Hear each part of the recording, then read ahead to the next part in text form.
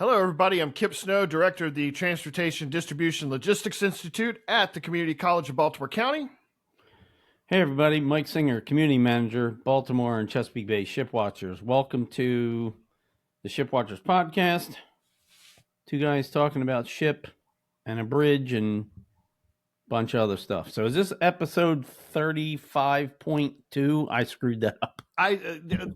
As you were going through it, I was wondering how we didn't talk about this part of it because everybody got a episode 35A on Tuesday with the bridge announcement. So we're gonna have to recall this. This is gonna have to be 36. 30. We'll do. All right. So episode 36. Then we got to redo all of our paperwork and. Yeah, it's because we kind of write stuff up and. That's what we get for going. That's what we get for going on the fly on Tuesday. Right. Well, we're pretty much going on the fly every day, don't we? Jeez. Oh, well. Just whatever we can squeeze it in, right? Yeah. So it has been a pretty busy week, not only with all the bridge announcements. I know there's a lot of social media comments and things, a lot of questions. Yeah. Hang tight, everybody.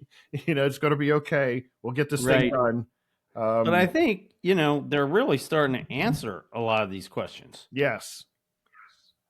They probably didn't have the answers to be able to give, as people were, Mm-hmm. I mean, think back to when, during the actual collapse and everybody that morning was, well, what do we do? Well, all of the supply chain related, questions, and is the port going to be open? Everybody wanted the answers right this minute, but now, it's kind of the same thing. Everybody's eager. I get it. I'm eager too. I'm excited. I want the bridge built. I want the answers, but we all have to be patient with it. But. Right. Yeah. In this era of immediate information, right? Correct. So it helps us and hurts us at the same time. Right. Exactly. All right, let's go. Since we didn't do any other discussions on Tuesday's episode, let's go ahead and get into our shipping updates. Yep. So as we always talk about, we talk about the truck transactions at Seagirt Marine Terminal, which is where they unload almost all the containers. Can we pause right this second? Because I realized what we don't have on the agenda to talk about, but I do want to mention very quickly related to the truck transactions and the container metrics. Amports has announced an agreement with CSX to do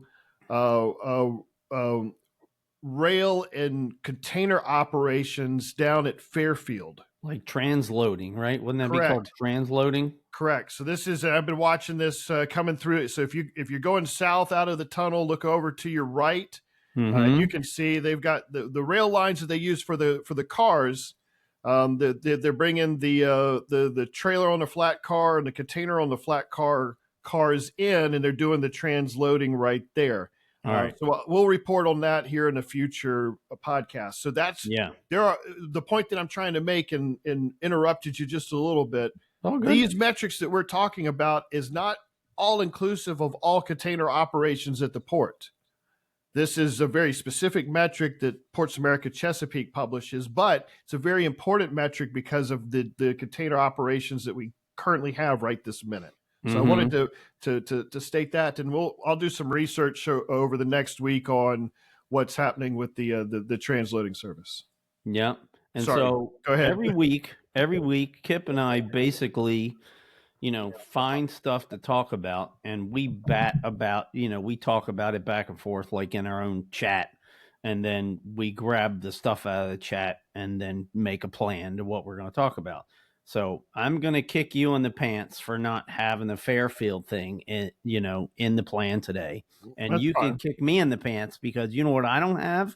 Remember all those cool pictures that I was sending you about the very beginning of the Howard Street tunnel work and how they're ripping out the tracks and you can see the construction? And I sent you pictures of the first 3 days. Okay, you can kick me in the pants for not including that. Yeah, we could both be in timeout for that one together then. Good Lord.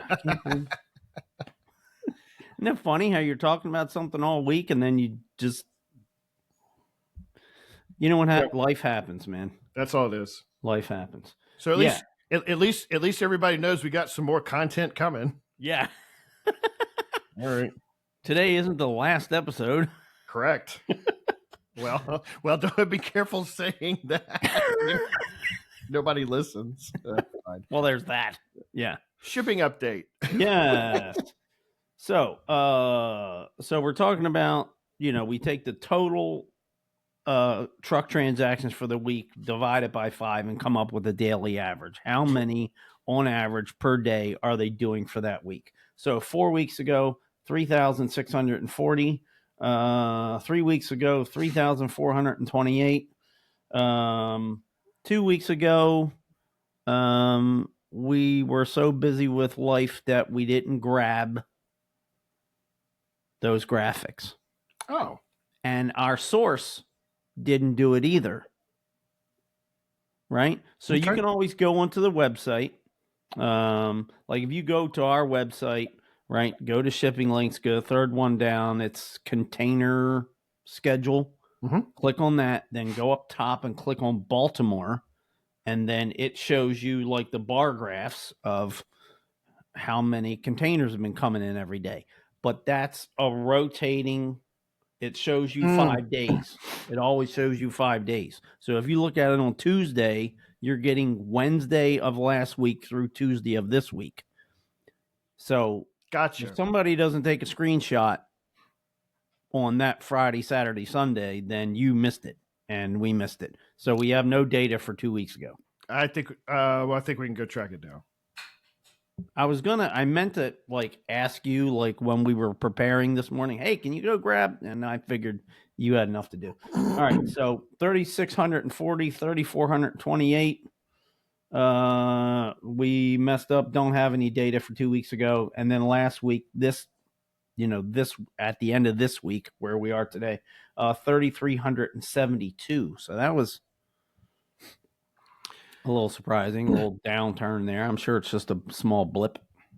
All right. So related to that little nugget, so on Thursday, I attended the BWI Business Partnership Signature Series Breakfast, and Jonathan Daniels was the meeting speaker.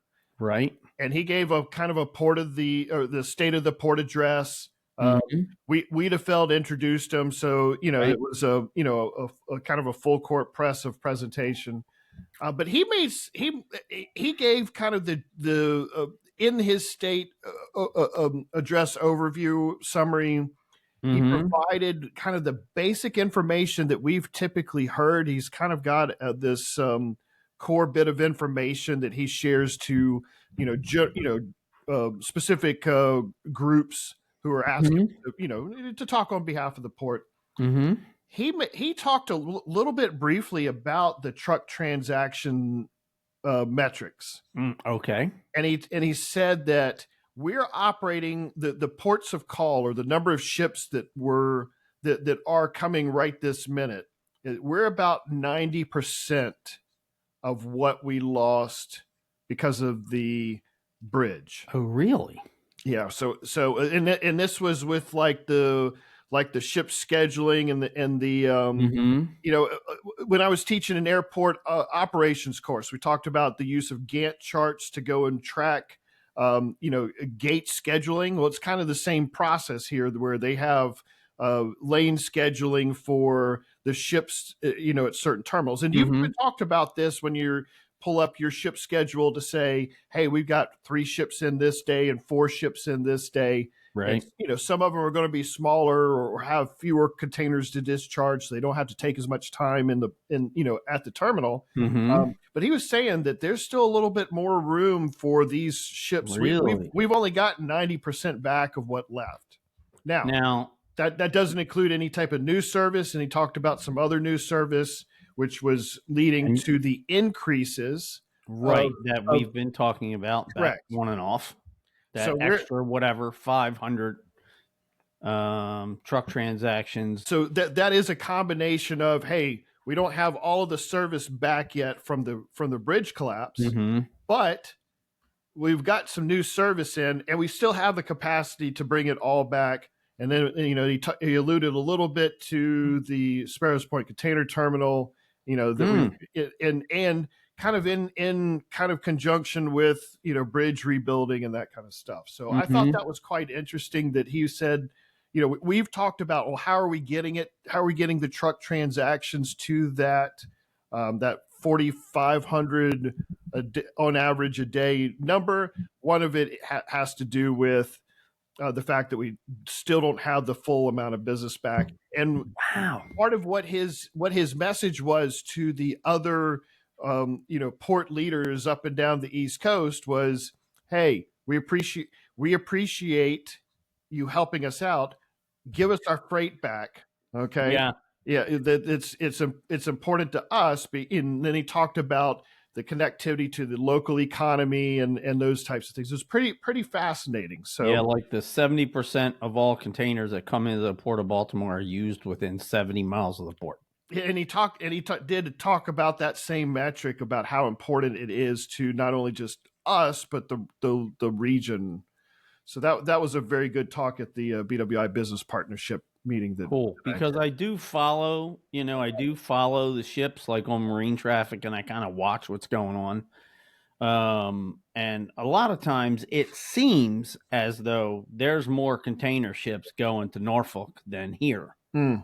And, it made me think, from a business standpoint, do I really want to spend another 2 days steaming up to Baltimore and back? Here's the cost. I'm glad they do, but sure. Here is the cost trade-off between that. Okay. And the timing. That's basically what I was asking for. Yeah. Thank you for reading my mind. Sure.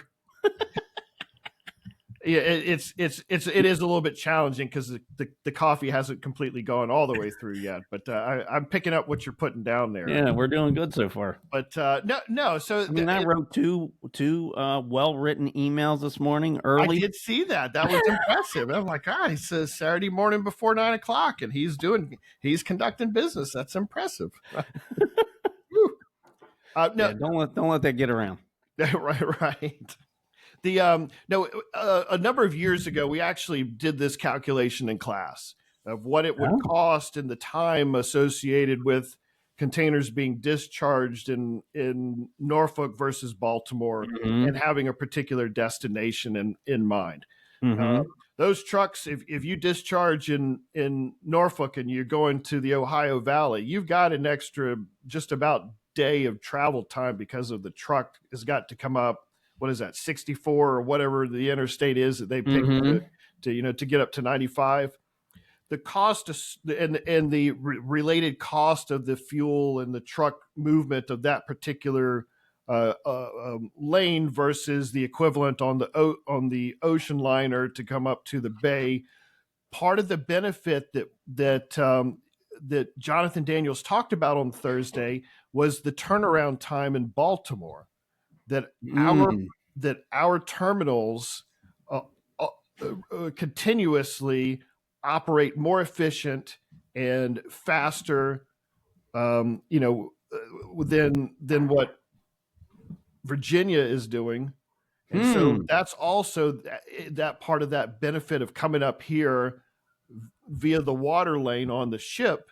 Is because it's a combination of all of the logistical transactions that take place. That is interesting. We have a value added service because of that. So if you can stomach coming up the bay, there's going to be some added benefits and some cost savings associated with that. Right. And I think, trucking is certainly a lot more expensive than shipping, right? It depends. Well, really? Well, I mean, it really is going because it's not. It depends on how far you're trucking and how far you're shipping, and right. Correct. And even. But I mean, in this specific instance, Baltimore to Norfolk. Yeah. Yes. There's going to be some value added services there. Right. And we have heard the claims of how fast and efficient this port is for containers. Correct. So that really helps out. From the trucking side, when the research department is working on booking trucks for her company, a percent per mile is not always going to equate to the cost of the truck. You've got, availability and backhaul, and now with service congestions going into New York City, with the congestion pricing models that they have, right. Yeah, those prices fluctuate quite a bit. So sometimes the companies who are shipping may say, you know what, I know that I've got a much more sustained price or a firm price if I send it up to Baltimore on the ship versus having to deal with the extra truck lane coming through Virginia.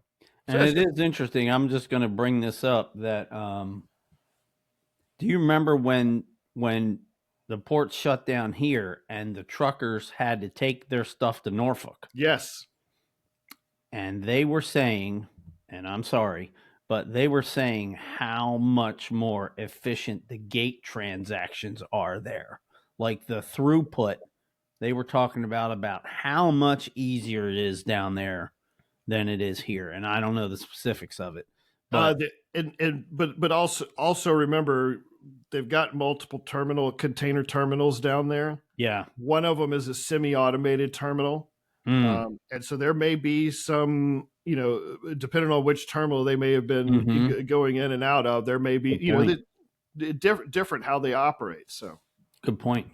Onto the bridge. Now, if you're interested in what the initial discussions were earlier, let's, please take a look back at episode 34.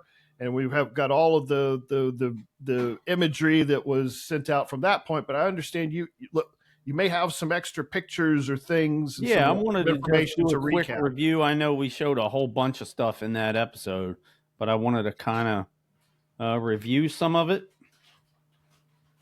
So let's see if we can. Yeah. All right. Why isn't this? Oh, okay. There we go. So, yeah. So here's the new bridge in case you haven't seen it. Yeah, let me get there, and I have a few more here. So the image that you had there, this is a computer generated. This is not. Yes. Obviously, it's not the real thing. However, they still are in the last portions of the design. So this is the concept that they have based on the design that they've come up with so far. Yes. And then just recently, yesterday, like all the news outlets did a whole story on this drilling core sampling process that they're going through for the new bridge. And so to me, when I look at this, I see the top of it. Now, of course, they don't have every detail worked out. Right. But it looks pretty much designed to me. Agreed. Right? And when you talk to an engineer, they're like, no, it's not done, because they don't have that core sampling stuff. So there's to them, right, determining the piles, the shape, the material, how many, how deep you drive them, right? That's all a part of the design, not just the pretty part above water. Okay. So what you're telling me then is they may go and do some drilling and go, oh no, we got to add an extra piling here because of sediment or whatever, which would then go and change, or maybe make it beefier. Sure. I don't know. So there could be those kinds of changes to this drawing, this image here, right, based on that. Yeah. Okay. And just because we don't know what we don't know, right. We don't know what the effects might be, so we're just guessing at what they might be. Correct.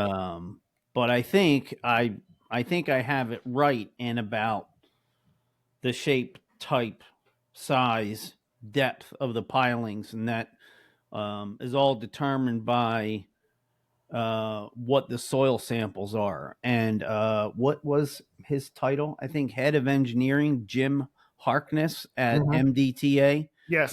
Who all the TV stations talked to yesterday, was saying, just a couple 100 feet and you can get different soils.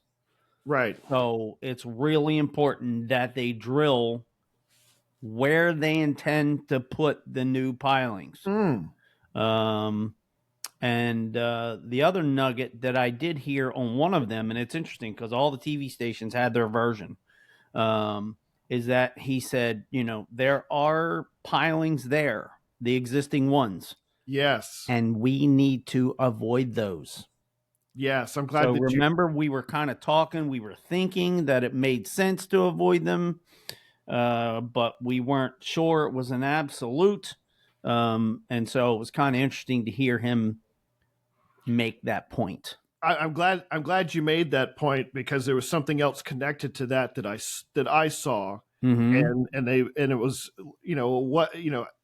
during the demolition process is wherever you put the new pilings, what's going to happen with trying to pull the old pilings down, and is that going to hurt the process? And the answer was no, they're going to pull all the pilings out first, but none of that is going to impact where they put the new pilings for the new bridge. So I thought that was interesting that they were, there was concern, but it's not going to impact it. Right. And just because we are actually learning this stuff, I don't want the engineering folks to be losing their mind, because somebody's going to be watching this podcast and just want to throw stuff at their computer. So I just want to get the term. So the support structures are coming down, but I think they're coming down to just above the mud line. And then the pilings, the stuff that they drove into the mud to put the pilings on top, to put the structures on top of, I want to use the right words here.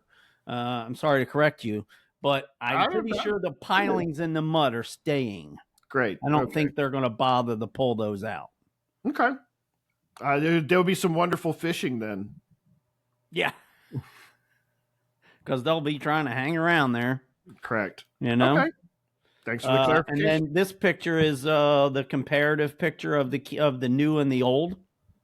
So that's pretty cool. Let's see what else we have here.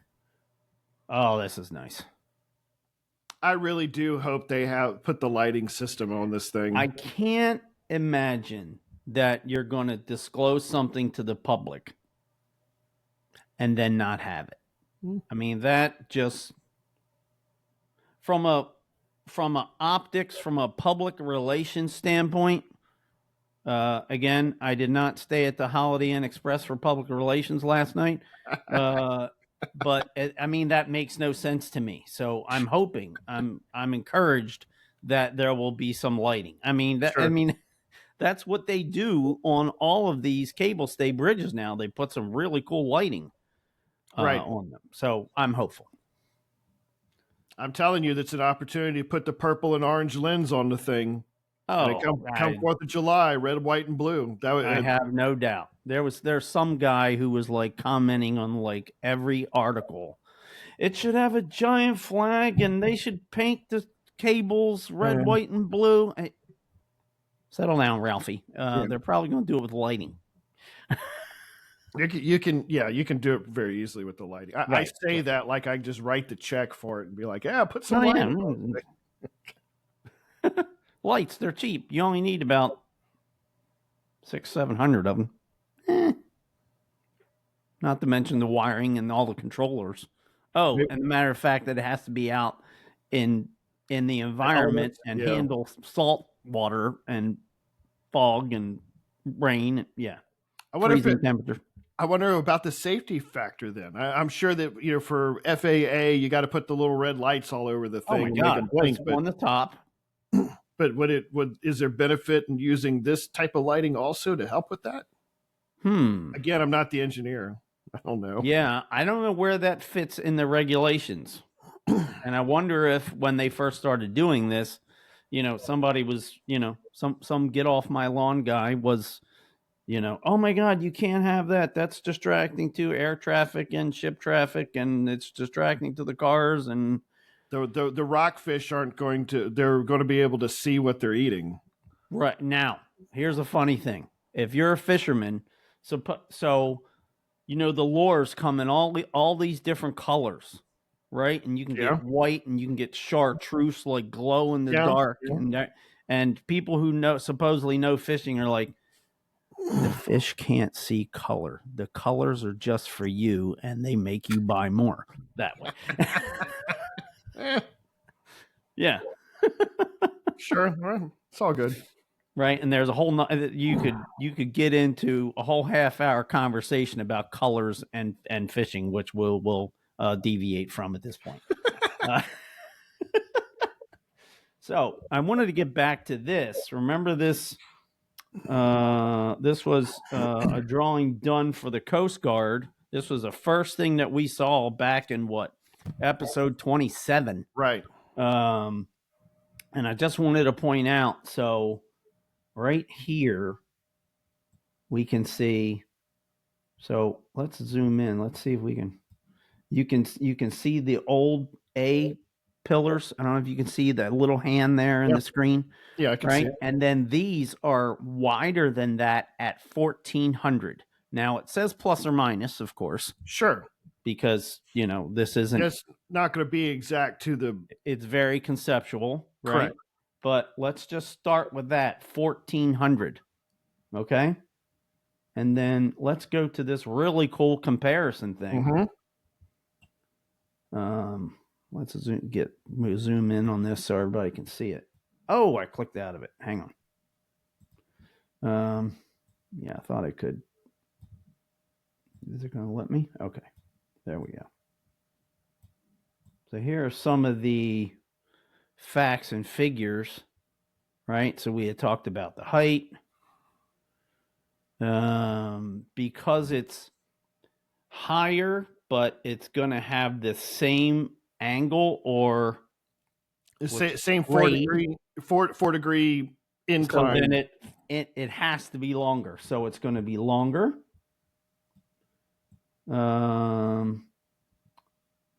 So because of these towers, look at that. They're going to be 240 feet taller. That's really interesting. And then existing was 1209, and we just saw the first drawing that said 14. Now we're exceeding 16,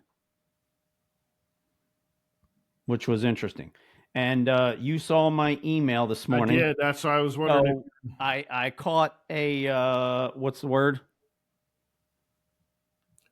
No, I caught a conflict. That's not the right word that I want to use. In the reporting, discrepancy. Thank you very much. I caught a discrepancy in the reporting because what I did first was I read the text. I read the the online article, and it said this one enabled them to. No, it said it will increase the shipping channel from 700 to 1,000 foot wide. And for somebody like me who lives and breathes this stuff, I was like, what? You might as well have said the ships were going to be sailing in upside down. I was just shocked by that.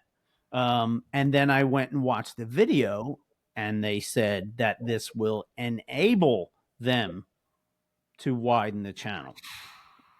I think that's the more correct. More correct answer is the enablation. Is that a word? Right. Like in the future, we keep, and so look at how much they've gone from 14 to more than 16. And then, there's always these, and I guess I'm out there commenting too, right? So I'm not absolved from this, but there's some guy who says, I looked at the pictures and I did the measurement, and the span is 1,776 feet. And he's like blasting that, with a huge long paragraph. And well, it does say exceeding 16, so we'll see. Yeah. Just let the engineer go and design it up and then enjoy it once it's published. I know, but stuff takes so long, and people love figuring stuff out. People love to figure stuff out. The other terminology of it gives us the ability to yes. for the future is what I think is. I think I'm going to agree with you on this, and they haven't come out and said that they were going to expand it as part of the bridge build out. So right. why don't we get the sucker built and then worry about, let's make it 3 wide going through there. I mean, if we're to that point and we've got 3 wide traffic coming through here, listen to me talking like I'm. Does anybody do that? I'm just saying, no, they're not going to do that, but like it's going to be. There is benefit in making the channel wider, but there's a cost associated with that. Oh, and I don't think that they're going to want that cost to be dealt with right this minute while we're trying to do. Let's get the bridge built first, and then let's just talk about that for a second, right? The cost. All right. So if you go to 1,000 feet from 700, that's almost. That's shy of doubling it. Whether you want to say 30% or 50%, depending on how you're looking at it, right? I mean, now that's a lot of dredging, right? And then it wouldn't make sense to, have a bump out, have it 1,000 feet under the bridge and nowhere else. Correct. So that means there would be a large portion of the channel that's now 1,000 feet, and at least initially would be an exponential amount of dredge material to come out just to do one channel to 1,000 feet. Mm-hmm. Maintaining it would be it's kind of in a noise comparatively, but I mean to dredge an extra 300 feet, and let's say, and I've been out there, so it's anywhere from 17 to 20 feet outside the channel. So you're dredging another 300 feet, 30 feet deep.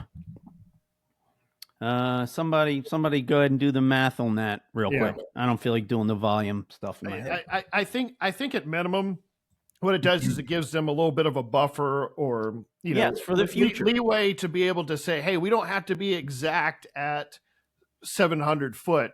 We can go 50 foot on either side, give the ships a little bit more play in the channel to be able to stay within that footprint, and then we still have the safety buffers in place for the bridge, right? Because let's think about it. So the largest ships that come in here are 51 meters. So what does that add up? What does that come out to? 155 feet, 160 feet? I'm just guessing because it's a little bit more, right, than 3 feet. It's 39 inches per meter, 39.37 inches per meter. And so you're talking about 150 foot wide ships. That's 300. Then divide that space by, so 300 from 7 is 4. Divide that by 3, so whatever, 133 feet from the edge, 133 feet between each ship, 133 feet to the edge. I mean, there's room, but I'm sure more room would be better. Sure. Anyway, so here's the total length comparison. I really love this chart. I can't tell you how much I love this chart because it just, it takes a bunch of key measurements and gives you graphics and then gives you dimensions. So I think that's pretty cool. In looking at the fact that the bridge is going to be longer in order to meet the distance traveled in order to hit that 4-degree incline. I am. Well, yeah. Let's go back. I'm going to be curious as to where the bridge is going to start on either side. Right. And remember me when I did the little trig thing and I was like, okay, so it's 45 feet and it's at 4 degrees. And yes. We came up with what, like 700 or 800 feet or something. Yeah. The toll plaza on the north side of the old bridge, I wonder if they're going to have to reconstruct part of that in order to get the length of the bridge at the right. Well, remember the plaza is gone. Correct. It's but they did have the big bar across the roadway there at the foot. All that's going to have to come back out as part of the, part of that rebuild. Good point. Good point. Okay, so we're on to the next. All right, you got some as we get through the bridge talk and as things are announced, we'll make sure that we include all of the bridge related construction things. But you've got going on to some sea waterborne related things. The Oxford Bellevue Ferry. Right. So I'm sorry. Can you read that stuff? Yeah. Well, here, let me click this. So you got some information on the Oxford Bellevue Ferry. Right. It's got a new owner. Yes. So they have new owners. I think they've been looking for the people who have owned it. And there's some kind of partnership with the state, and I'm not sure how all that works. Okay. We'll have to dive into that one day, maybe. But they've been looking for this couple. I'm pretty sure they're a couple have owned this ferry for the last 20 years. Wow. Okay. And they've been looking for a buyer for the last 2 years. Okay. And this ferry has some really cool historic significance. Would you go ahead and I got read that info, please? Got some information here. The Oxford Bellevue Ferry is America's oldest privately owned ferry, and it was established when do you think? It's way back there. 1683. That's 1683 is when it was first established. When it opens for its 300. They were using mercury outboards back then, right? I mean, yeah, right. Not quite. Oh, so when it opens for its 343rd season this April, they will have a new captain at the helm. Jim Andrews, who holds a 1,600-ton captain's license, has purchased the ferry business from Captains Judy and Tom Bixler. That was your couple you were talking about. Mm-hmm. They've been keepers of the ferry for the past 23 years. And just like what you said, it took about 2 years for them to find the new owner. The season will open April the 5th with weekend crossings and the blessing of the fleet taking place on Friday, April the 4th. And ferry will begin 7-day-a-week operation on Oxford Day, April the 26th. So that's exciting news for very cool for the ferry continuing on with such a important part of our Chesapeake Bay and Baltimore port history. I have some more pictures. This is kind of a cool picture of the dock here with some neat, you can get to see the signs here. Last ferry boat, and I guess they adjust this with the sun, with the season. Yes. Okay. So that way what you get to one side, you're on the other side. You came to St. Michael's, you rode your bike down the path because there's a path, but then you're on a little skinny road. And actually got my wife to do this with me once. Oh, cool. All right. And you're on a little 2-lane country road on a bike. So if you're not the kind of person that can ride a bike on a little road and you're going to freak out about cars whizzing by you, then don't take your bike down to the ferry. But anyway, sure. And so you go over to Oxford, just something different to do, see the town, maybe have dinner over there. And so, I got to get back on the ferry by when? Yep.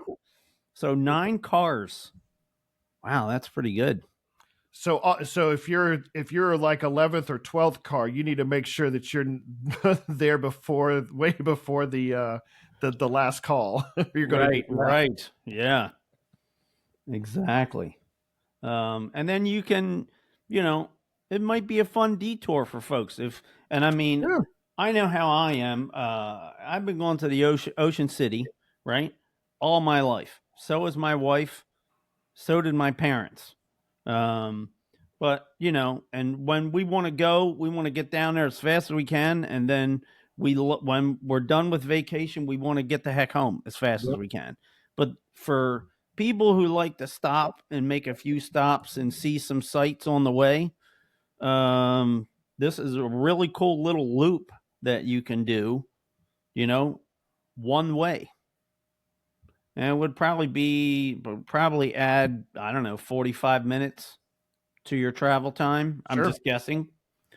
But it might be a fun, cool little break, like right in the middle of your drive, and you're a little stressed out. You're in all this traffic. You're trying to get to your vacation, and then you go down this little country road, and okay, now I'm not in a hurry anymore because I got to wait for this ferry. But then you get a nice ride across through a little town and back on your way.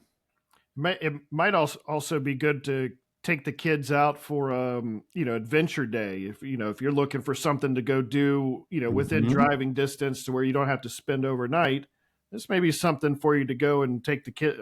I know my kids go, be pretty excited about, having a boat, put your car on a boat. So yeah, that just that kind of experience is great to have. Right. And then I thought it'd be cool to illustrate where this is. Right. So let me just try to zoom in here a little bit. Right. So here's Easton. Here's St. Michael's. So, this is the loop I'm talking about. Gotcha. Right. So it's certainly not. It's not that far. Yeah, I was just about to say it's not that far out of the way. Right.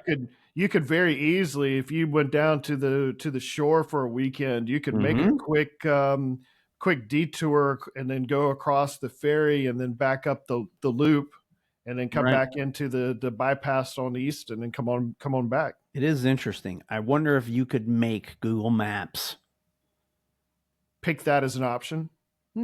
I wonder if you could. I'll have to check that out at some point. Cool. Yep. Here. All right. Well, that's some exciting news about the ferry. Yeah. For those who are interested in ship public tours, there's a ship in Annapolis this week, isn't it? This weekend. Yes. This is the USS Marinette. Mm-hmm. And so, do you have a picture for that one? Yeah, I'll go ahead and read this. Okay. So tomorrow, right? So a lot of times a Navy ship will come to Annapolis, but they won't come all the way into Annapolis. A lot of times it's a sub, and they'll anchor out because I don't think there's enough depth for a sub. I don't think. You might be able to go full speed and jam it up into Ego Alley. It's not coming back out. It would fix the flooding problems. Well, it would enhance them as it goes in and pushes the water. So tomorrow, this ship is it's docked now, but tomorrow they're doing public tours, and I don't remember them having a ship visit the Naval Academy and having public tours at the academy. I don't remember this happening before. And maybe it has, but it's certainly not often. So if this is your kind of thing, or you have to go to Baltimore to do this, which is great. But if this is a little closer to home, check it out. So tomorrow from 9 to 3, access will be via the Visitor Center by Gate 1 on King George Street. Adults over the age of 18 must provide valid government ID.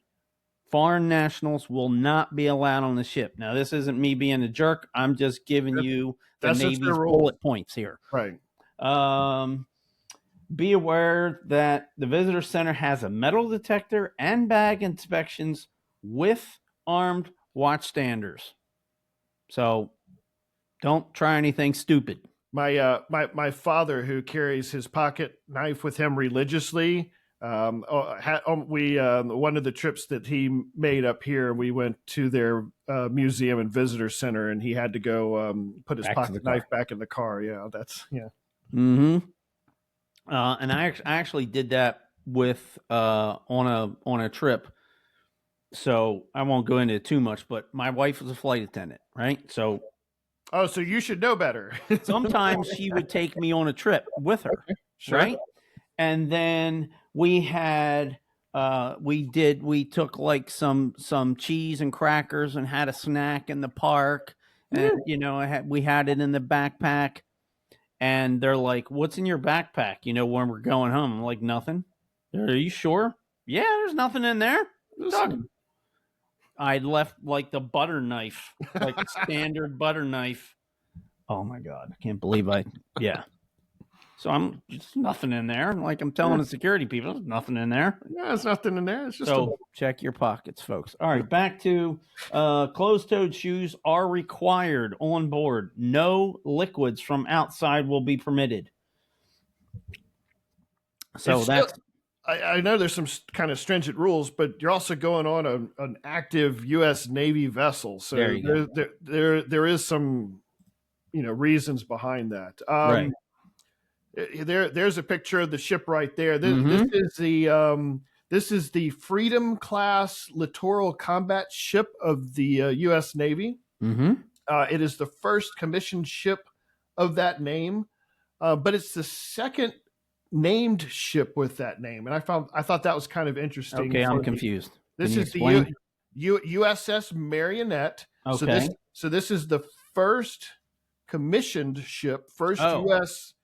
Navy commissioned ship with this name, but it's the second ship that's been officially been named this. I got it.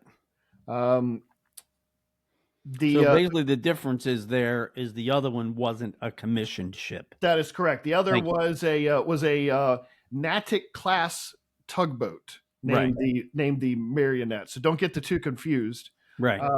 But the US, what's that? Like the two dollies. Correct. Just like the two dollies. That a perfect example.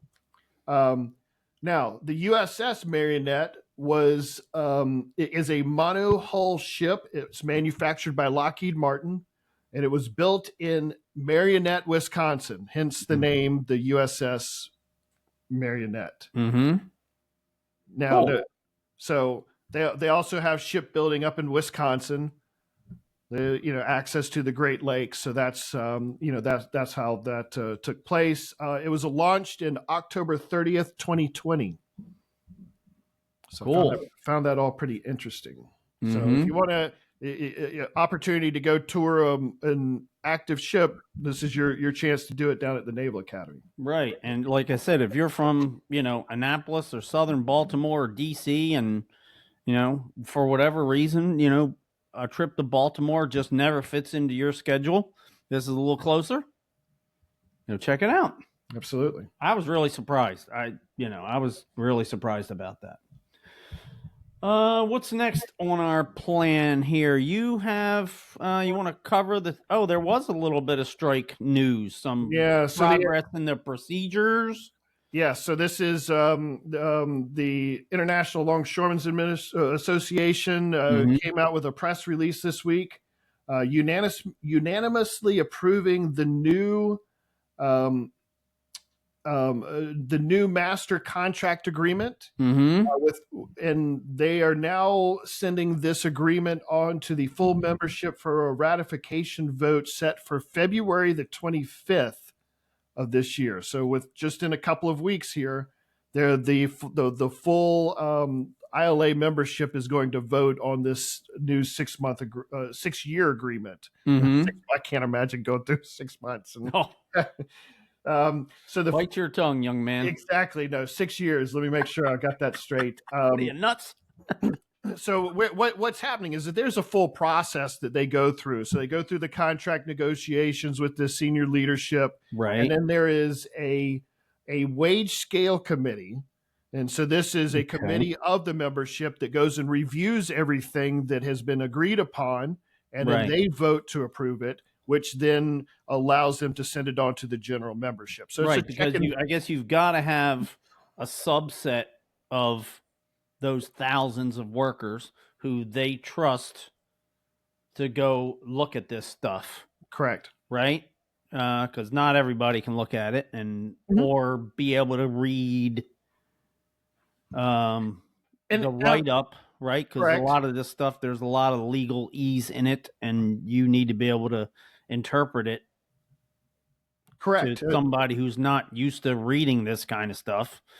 to the guy on the dock, hey, what does that really mean? What does that really mean to me? Can you pare it down into like bullet points, and what does those paragraphs say to me? Correct. And then different people are going to interpret the legalese differently.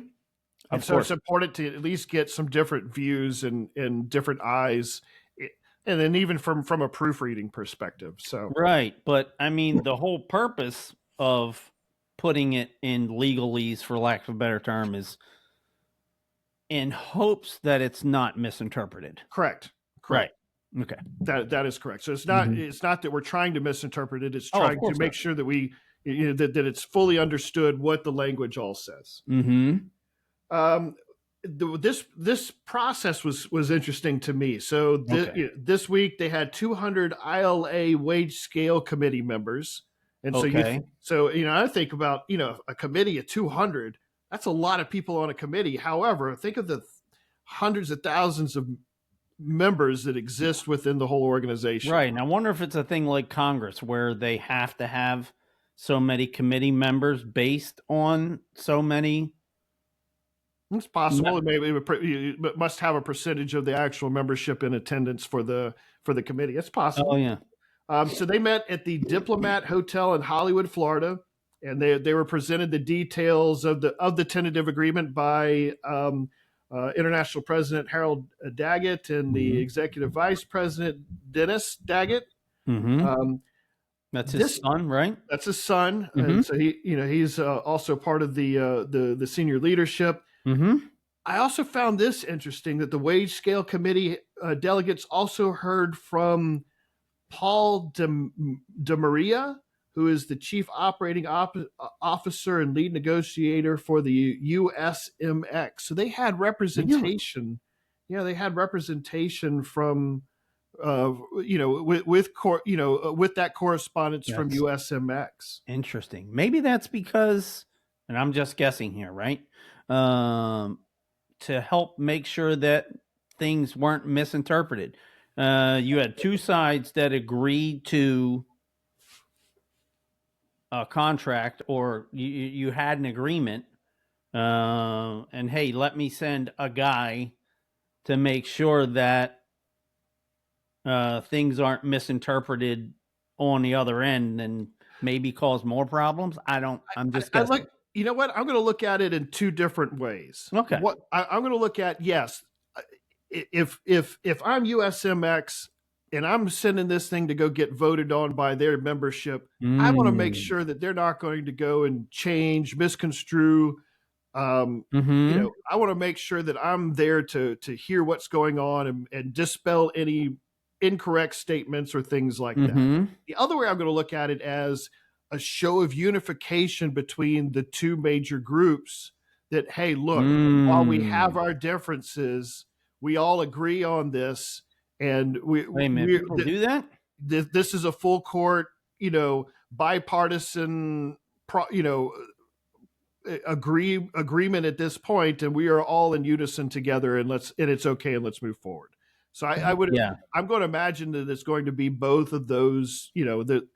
One, we want to check and make sure that everything is good, but we also want to show this unity, that we both see that there are differences and we can still work that's together. Great. I like that. I really like that.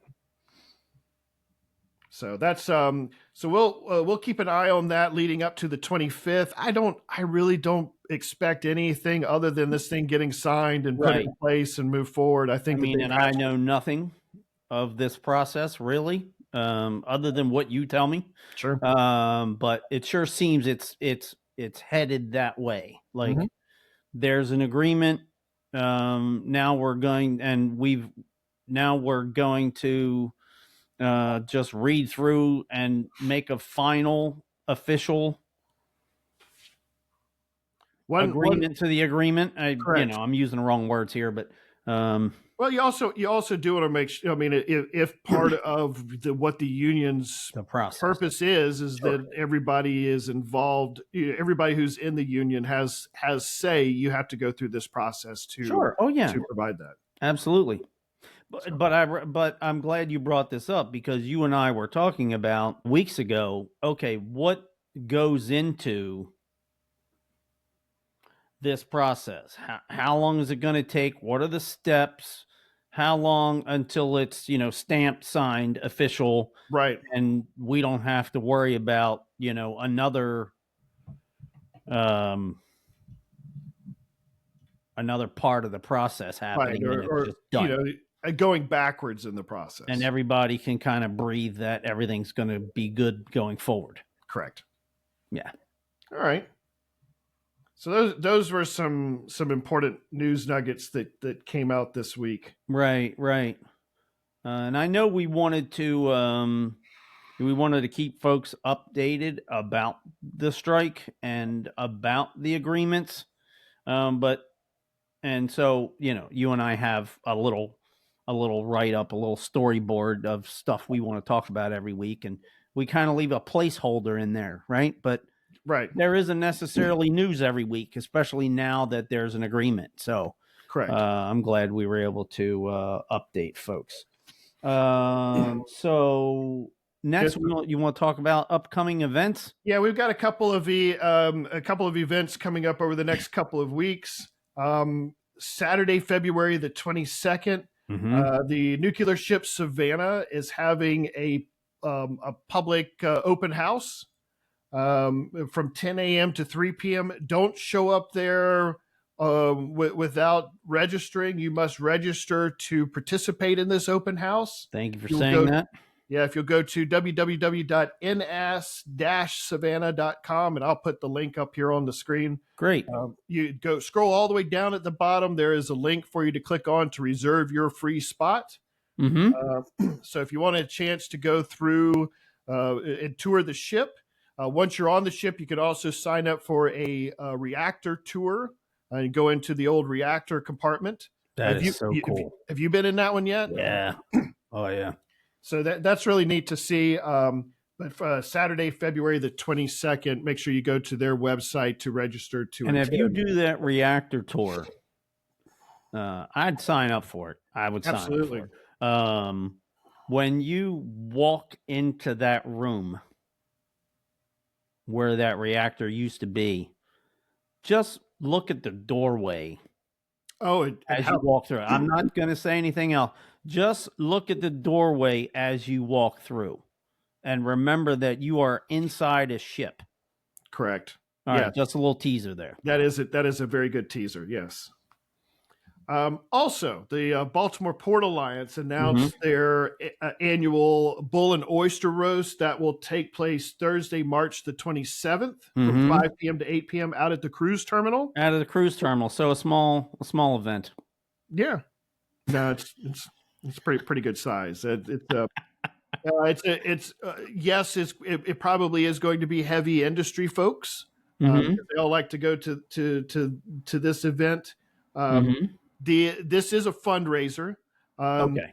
So I wanted to make sure that people understood that it's not sure you get good food and get to socialize, but it also raises funding for the Baltimore Port Alliance for their particular activities. I know that this directly benefits the annual hiring event that we have. That's hosted by the Baltimore Port Alliance. That's coming up Thursday, May the 1st. And so for them to be able to host that and have companies come in to announce the jobs that they're hiring for, this is an opportunity for the Baltimore Port Alliance to raise money for those efforts that helps the community and the industry. Cool. Tickets are $75 a person. You get a table of 10. They do have some discounts associated with that. So, so those are two events that we have coming up. From our history segment. Yeah. You helped me out this week on my history segment and found something. And you have your picture there. What we have here is the Francis Scott Key Liberty ship. Now wait. To be honest with you, I'm not sure if they only built 2,500 of these things. So there's no way I can remember even 10% of the names or 1% of the names. Sure. But I don't recall this. So it was pretty cool that I just randomly ran into this on Facebook. Sure. This so where the date falls in, it was the Francis Scott Key. So it was built at Fairfield Shipyard. So the Bethlehem, it was built here. Yeah, it was built here. So at the Bethlehem Fairfield Shipyard in Baltimore. It was launched November the 15th, 1941, but it went into service with the Lykes Brothers Steamship Company on January the 29th, 1942. So that's where our history timing for about where this picture is at. This is so the importance of this is that it started really functioning under the Lykes Brothers operations January the 29th.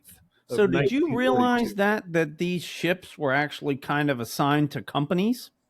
I don't know that I knew that. I don't know that I fully understood that component of it, but I think that makes some sense there. It makes sense, let the shipping companies do the shipping instead of the government trying to do it. But I thought the government was doing it. And when we took our John Brown trip, and we went down into the cargo hold the Saturday night, and we were talking to John a little bit about, and he was talking about some of the cargo stuff that was getting moved around during that time frame, but I didn't fully pick up that was, and in doing the research on this, I was like, oh, that's kind of what he was mentioning, but I didn't fully understand that part of it. But yeah. So the Francis Scott Key was originally laid down on the 21st of June, 1941 under a Maritime Commission contract. And this was hold number 16 that was built right there at Bethlehem Fairfield Shipyard and was launched November the 15th, 1941. So it was a little bit of time between its launching and then the full operation. It was sold for scrapping in August 1967, and then was removed from the fleet in August of 1967. So just over 20 years in operation, and then it is no longer with us anymore. So we just have the pictures and the memories at this point. Yeah, but just kind of cool that would come up, and that the date would coordinate with the podcast this week. And absolutely, and when I guess it's not that special. We're going to be talking about the Key Bridge for the next 4 years. Sure. But yeah, I thought that was really cool to run into that. Absolutely. Yeah. All right. Well, thanks for helping me out with my history nugget for this episode. Yeah. Well, certainly. You're welcome. But it's, I wasn't out digging for you. You know what? It just happened to pop up, and I was like, "Hey, you want to use this?" All good. Yeah. All right. Well, I think that's about it for this one. Yeah.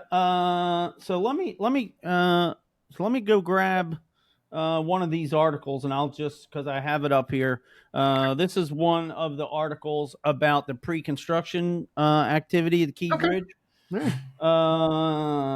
These efforts include surveying, gathering data about the riverbed and soil sampling, taking down the bridge. That's the easy part, said Bill Rando, Deputy Director of Construction for MDTA. Putting up the new one, that's the hard part. That's why we have to collect all this data. Out on the water and land near the Key Bridge, crews are collecting critical information for the rebuild project. We're doing a lot of pile driving with steel piles. Let me see. Barges on the Patapsco River carried equipment to survey the riverbed and understand the soil underwater. The soil is going to have information about the capacity to hold weight and withstand certain forces. all that data goes into the design team to explain what is needed to hold up the bridge. You can see the spacing of the existing piers. This is, I think, his lead engineer or head engineer, Jim Harkness, who was one of the guys who was interviewed. Yep. Obviously, they have foundations underground, and we have to avoid those. Pre-construction activities are expected to last for a couple of months, and this does not relate to the demolition of the bridge. This demolition is supposed to start in the spring. And then remember, they talked about, it's going to be crazy to watch this. They're actually going to get up on top of the bridge and peel back the roadway, right? Remember we showed this in our demo diagrams that we found on what's the environmental MDE? Oh, yes. They're going to take between two I-beams and get up there, I guess with one of those hammer drills, and just peel it. I knew they were a slow, painful process. I know, right? And then go all the way down and all the way down, however many, take all that stuff off one section. All right, then you can start taking the I-beams off. Okay. All right, so as we always say as we close up, we are Baltimore and Chesapeake Bay Shipwatchers. We have 16,000 folks in a Facebook group, people who are really passionate and interested about everything that goes on at the port. We're also on Twix, Insta, Reddit, Threads. Good grief, we're all over the place. The social media stuff is right. And Spotify and Apple Podcasts for hearing the audio version of this. We're really trying to promote this and get the word out here. Mm-hmm. And I know it's a lot of grassroots efforts to try to tell people, hey, come listen to the podcast. Let your friends know. Let your coworkers know. You do the like and subscribe stuff. My kids always saying, well, did you tell them to like and subscribe? And I'm like, yeah, I told them that, but they're not doing it. So I don't know what I'm supposed to be doing, kid. So I'm trying to get some advice from the Gen Zers on this. Hit the like and subscribe button, please, so that we can track this stuff and keep this thing going. Yeah. And I think when we get down into the analytics of it, sometimes 30% of our viewers that view the podcast are from Yahoo, YouTube suggestions. So YouTube is to the point now where they're actually putting our podcast in a rotation or making it as a suggestion for folks. So it's not just people watching, going to the podcast and watching us on purpose because they're fascinated with the Port of Baltimore. It's actually suggesting it to folks. Sure. And I think activity helps out with that. So, if you love it, maybe put a comment under the podcast when you're watching in YouTube, like and subscribe. Hit the bell to be alerted to new podcasts, and share with folks in your social group who are interested about ships or transportation or the Port of Baltimore or jobs, or any of that. Absolutely. Mm-hmm. All right. We'll count it off. 3, 2, 1. Happy ship watching. Wow, all right, everybody. Really good. then we'll look at the thing and it'll be horrible. Fine. All right, everybody. Have a great week. Thanks for listening.